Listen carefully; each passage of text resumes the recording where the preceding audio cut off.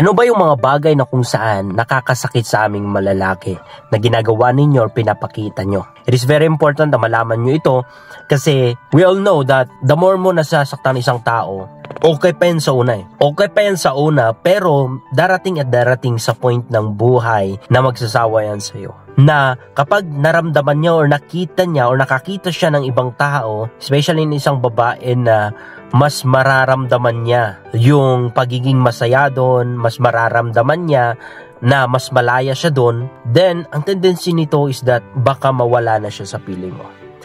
Kasi nga, there are things na ginagawa ng isang babae na kung saan, para sa amin, ay sobrang nasasaktan kami. Nga lang, hindi nyo masyadong nakikita kasi karamihan sa aming mga lalaki is that palihim lang or tinatago kung ano man ang tunay nararamdaman. So kung gusto mong malaman, and if you want to save your relationship, watch this video, okay?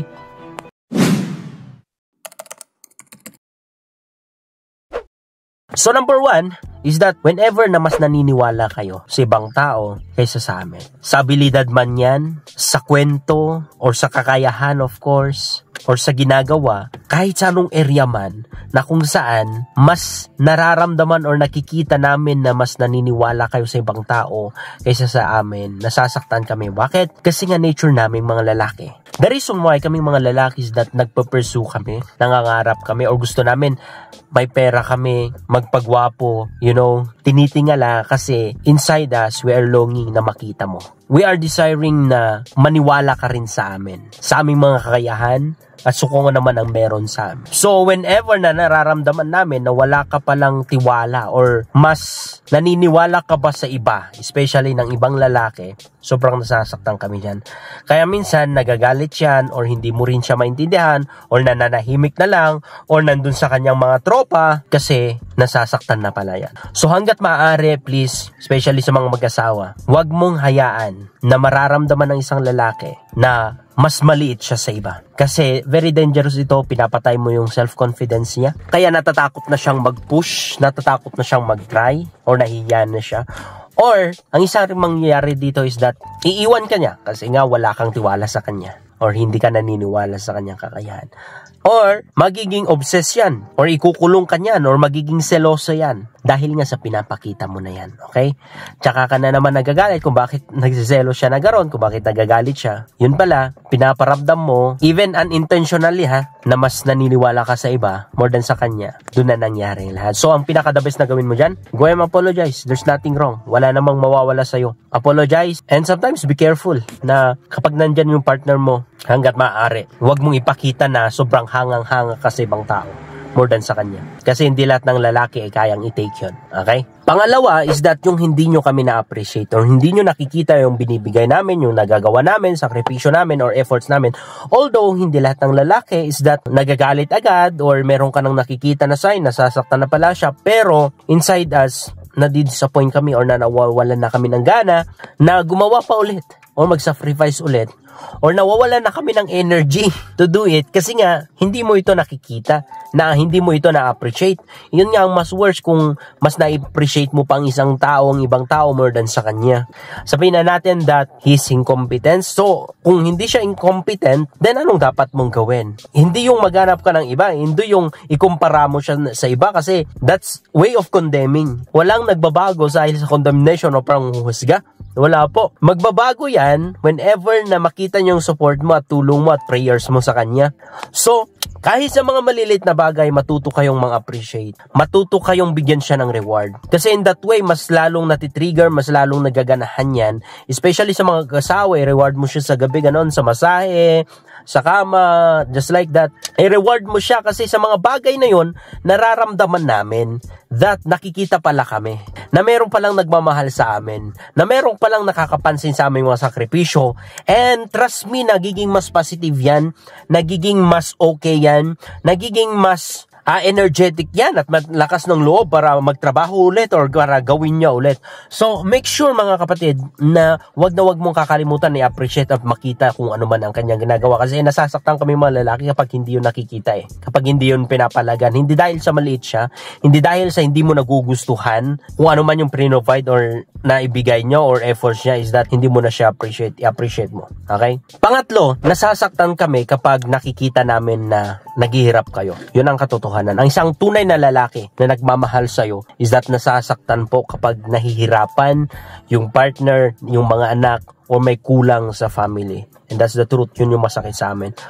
That deep inside us, umiiyak din kami. Whenever na may kulang sa table, walang makain, walang magamit sa school, or nakikita namin na naghihirap kayo ng partner namin, sa totoo lang nasasaktan kami. Kaya minsan, kapag sabi niya, wag, ako na, kaya ko na to, respeto mo na lang, or yun yung sign actually na nasasaktan na pala siya dahil sa nakita niya na nahihirapan ka din. So, i-appreciate mo siya doon, iparamdam mo yung support mo, tulungan mo siya, encourage mo siya, gawin mo ang part mo para maabot niya yung kung ano mang kanyang pangarap. Kasi sa totoo lang, masakit talaga yun.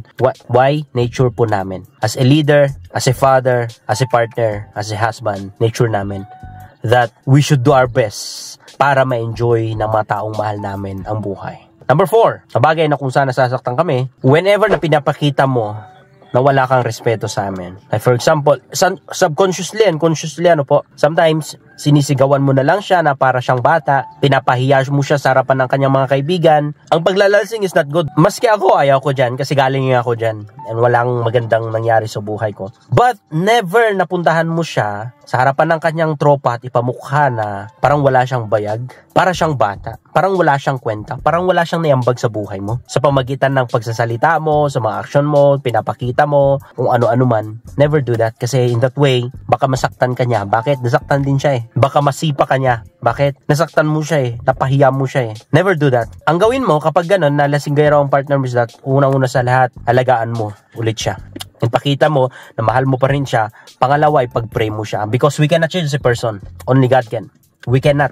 Kahit ano pang gawin mo, kahit ano pang sigaw mo, kahit ano pang pagpapamukha mo na masama siyang ama, masama siyang partner, masama siyang boyfriend, hindi yan magbabago unless God comes and touch your partner or para baguhin siya. Yes, so ipag-pray mo, maging mabait ka, mabuti ka pa rin sa kanya, and you will see ang transformation. You know, the word says that, dapat sa mga lalaki na yan, ganito, dapat mapahiya yan, or dapat may kulong yan, mukhang walang hiya. Yung mga taong nagsasabi ng ganon, they're feeling perfect, as if wala silang ginawa, as if perfect sila. But I'm here to tell you, lahat tayo nagkasala. Ako mismo, kung merong mga ayaw ko na nakikita ko sa partner ko, it means may something na nagawa ako. I never ever see na kasalanan niya lahat.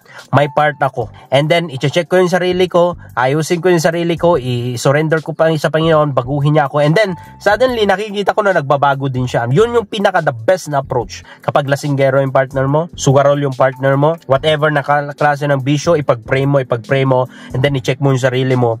And then after that, kung mayroong transformation sa'yo, at nararamdaman niya pa rin yung pagmamahal mo sa kanya, then, ano pa bang dahilan para hindi siya magbago? Okay? Eto pa, number 5 is that kapag ayaw mong mag-under ng kanyang leadership, ayaw mong maniwala sa kanya, ayaw mong makinig sa kanya, ipilit mo rin yung gusto mo, listen.